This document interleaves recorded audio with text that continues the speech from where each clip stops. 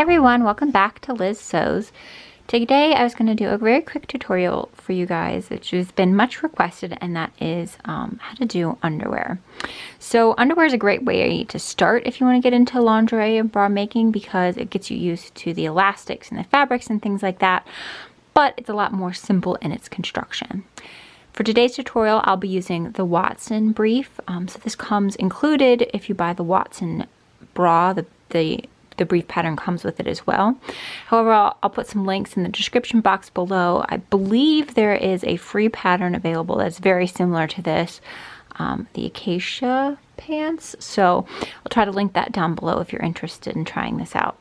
So we have three pattern pieces. We have the front cut on the fold, the back cut on the fold, and the gusset.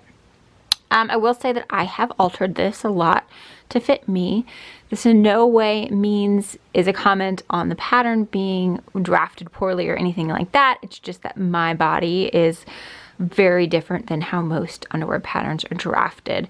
Have very long rise, so I've increased the height of it just to give myself a little bit more coverage, and I have a very flat bottom, so I don't need very much fabric in the back. But you know, your pattern pieces will look very similar to these three. So like I said, we're going to cut out the front on the fold. So for this, I am using Power Net. The reason I'm using Power Net is just because it's going to match a bra that I'm making with this to go with this. I have cut out the bra, but I haven't made it yet. The name of the game for fabrics when it comes to underwear is you just want something stretchy. So I've used jerseys, I've used scubas. Those scubas aren't great just because they don't breathe very well. Meshes and nets work really well if you want something very lightweight. So here it is, the front cut on the fold. The back pattern piece as well is going to be cut on the fold, and this is what it should look like. And then finally you have your gusset. So I'm going to cut two of the gusset. The first one is going to be what I want it to look like from the outside. And then the inside, I always cut out of a cotton or natural fiber material, just for the ease and comfortability and making sure you have enough circulation down there so you don't get any problems. I always like to put cotton against your skin. So you don't need to have a bunch of different cottons. Like I just have one in this sort of like fleshy nude shade, and then I have one in black. I think I bought like a half a yard of each of them, and you can get a lot out of that, out of a half of a yard. So, you know, it's just very economical to just keep a little bit of a cotton jersey around just for that interior gusset. So that is all of the fabric pieces that we have for this. Now I'm going to show a couple methods for finishing. Along the legs of this pattern, I'm going to finish using fold over elastic. This is generally what I use on most of my underwear for finishing. I just like the clean edge it gets. Sometimes the pico elastic. You of course can use it on underwear, and if you're interested in learning how to use pico elastic for underwear, I would just sort of reference you to any of my other bra tutorials, because you'll see it's the same application method. But for this, we're going to use fold over elastic because I like the nice clean edge along the leg finishings. And then I'm going to try something new. I'm going to finish the waist of it using this wide elastic. I've never used this elastic for underwear, so this will be a first try for me, but I thought it would be interesting to look at and see how it works, and hopefully you guys would be interested in seeing it as well. So I'm not necessarily saying this is a tutorial for how to apply this elastic, but it's something I wanted to do and give it a try out, and I liked how it will sort of pick up those fuchsia dots that are in the lace as well and sort of tie it together with the bra. So this elastic I purchased, I'm sorry, I didn't purchase it. I got it from Beware. It came, she sent me a bunch of different colors of this as a prize for a contest that I entered on Instagram. I made it was part of Bragist in 2018, and I made a neon bra, and I'll try to put a picture up here so you can see what I made. A nice little simple Jordy bralette. So this was the prize, and she sent me a bunch of these different elastics. I've used them for bra bands. I just have never used them on underwear, so that'll be a new thing today. So once you have all those pieces cut out, and we can get started on the sewing machine. So let's go. Okay, so the first step, I'm going to take my front piece and we're going to start working in the gusset area, the crotch section. You want to take your gusset piece. You should have one end that is significantly shorter than the other. So this is of course going to go on the bum side and then this will be on the front side. So you just want to sandwich your larger front piece in between your two gusset pieces. So I'm going to put my cotton gusset on one side and then my fashion fabric gusset on the other. So here we have it pinned into place. So we have the cotton gusset, the front piece, and then the fashion fabric gusset on the back. I'm going to take this over to my machine and I'm going to do a 1/4 inch seam allowance with a straight stitch along this line. So once you have sewn that, it should look a little bit something like this. So now we're just going to attach the back portion of the gusset. So I want to lay this down on my table. I have the cotton portion facing me. I'm just going to pull that down and then roll your larger front of the panty up into just a little burrito or roll. Then we're going to take the back portion of our panty. I'm also going to roll this up from the waist down to the gusset, just so that it keeps it out of the way, and place that in here as well. Now, if you're using a fabric that has like a right and a wrong side, so say it's like a printed jersey, you do want to make sure that you have the right side of the jersey touching the right side of your fashion fabric gusset. So if you have flowers over here, you want flowers over here, and you want those touching. So just like we did for the front, we're going to pin this into place. So we'll just pin that into place. This one does take a little bit of manipulation when you're pinning because your panty back has a curve that goes this way and your gussets have a curve that goes the other way, the opposite direction. But I start in the middle and then pin towards either side. So here we have that all pinned into place. I'm just going to take this over to the machine. Again, we're going to use a 1/4 inch seam allowance with a straight stitch along that curve.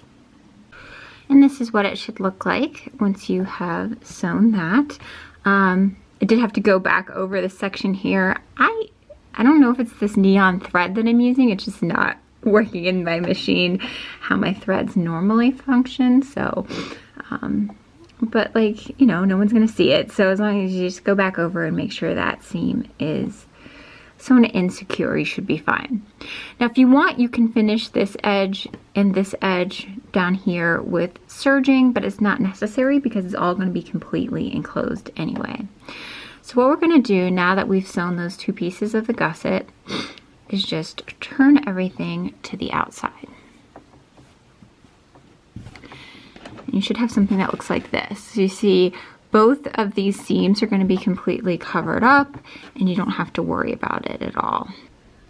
So there's just one more step in the construction of the underwear before we get to the finishing, and that is to do up the side seams. So I have it right now with the outside facing me. Remember, the cotton is what's going to go next to your skin. And I'm just going to fold the back up to the front of the underwear. And all we have to do is 2 little quick seams right at the side. Now those seams I generally do finish in an overlocker just to keep them looking a little bit pretty. However, today I have gray thread in my overlocker and I don't really feel like rethreading it. So I'm gonna leave those raw, but feel free to finish them in any way that you would like to. So I've just sewn up those 2 sides with a straight stitch at a 1/4 inch. See, there and there, and now it's starting to look like a piece of underwear. I think all of you guys could recognize that. So now we're just going to start the finishing portion, and so I'm going to do the legs in a fold over elastic like I mentioned, and then the top in a wide soft band elastic. So let's start out with our leg openings first. So when you're looking at fold over elastic, it does come in a variety of widths, so you just choose whatever one you think works best for you. This one looks like it might be a 5/8 of an inch. Let's see. Yeah, 5/8 of an inch. So you can see there is a line of demarcation where it's intended to be folded over. Generally, you're going to have a slightly shiny side and then a completely matte side. My preference is for the matte side to be facing out, but you could do whichever one you think works the best. And basically how this works is it just goes over that seam completely and encases it. So this is one finishing method where you don't have to have any seam allowances on your pattern piece because you're not actually taking away any of the fabric that's there. You're just putting this around it, sort of like bias binding. So the first step in putting the leg elastic in is I turn it out so it's the right side out. And then I'm going to put this fold over elastic. I always start it in the gusset area because that's where the overlap is going to be. We're going to go around the complete circle of the leg. So it's going to overlap in the gusset and then you won't see it when you're wearing them. So I put the fold over elastic underneath the product, the garment. And because I want the matte side to be facing out, I'm going to put the shiny side against the garment. And I'm just going to roughly line that up with the line that's in the fold over elastic. So what I'm going to do is just baste this in. I used a straight stitch to baste it in. I used the longest stitch that my machine can go, which in my case is a 5mm, and I'm just going to put that all the way around. I don't pin this at all as I'm sewing. I just sort of eyeball it and move along. And then I also do like to put just a little bit of tension on the fold over elastic. Now you're not going to pull it to its full extent because that would cut off circulation. You're going to get a little bit more visible panty line, but you want just a little bit of stretch in there as you put it in, just to keep it from getting that lettuce wavy appearance when it's finished. So first step is to baste it in like so. Now a lot of people or patterns will suggest that you cut it to a specific length. I don't particularly like doing that because I can never get it to fit in exactly. So I just sew it in the basting stitch from my giant roll. So I'll just keep this roll in my lap and I move along and I come around and I get to the other side and then I snip it. So here's what it's going to look like once you finish basting that in. And this is again from the outside of the panty. So this is just a rough baste. I'm going to remove these stitches in the end, so it doesn't really matter if they're completely perfect. I will say when you come around the circle, I like to overlap by just a couple of centimeters. That way you make sure you get it nice and covered. So the next step is to actually finish the elastic and attach it. So what we're going to do is fold this elastic over, right, because it's fold over, and set this under your presser foot, and then you're going to attach it being a zigzag stitch. And that's going to go through both sides of this. And then once you've got your zigzag stitch in, you can remove your basting stitches because those straight stitches in there are not going to stretch at all. The easiest way for me to remove those basting stitches is really just to give it a nice pull. So your zigzag stitches are going to stretch and then the basting stitches will pop. You'll hear them pop and then it's a lot easier to just sort of pull them out. So I'm going to set this up under my machine and then show you how to do it. So I just put my elastic right under the presser foot and then I keep folding it and moving it into position by hand. Unfortunately, I can't find my other camera that I usually shoot with this. We just got back from vacation and so I haven't thoroughly unpacked everything. So it's somewhere, but hopefully this will give you a good enough view of how this goes. So I do have my machine set up with a zigzag stitch. The other thing I want to do is make a couple adjustments to it. So for the width of my zigzag stitch, I have it at 2. And then for the height, or I'm sorry, the distance that it travels, I have that set at 1.5. And the reason that I do that, it gives it a little straighter appearance on the fabric, but it still has enough stretch. So I just align the edge of my elastic with this 1/8 of an inch marker and get going.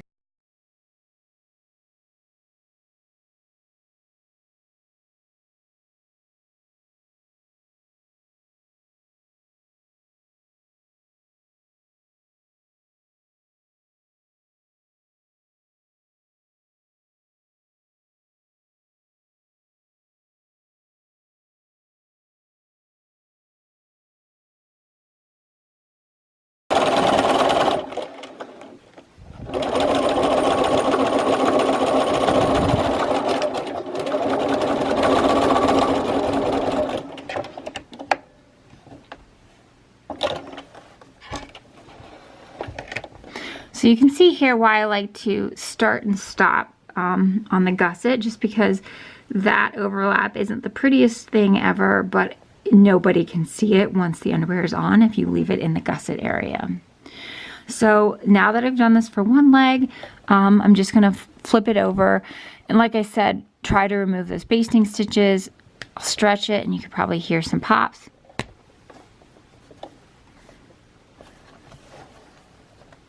And then I'll just go in and yank those basting stitches out. So I'm gonna go ahead and finish the other leg in the same manner.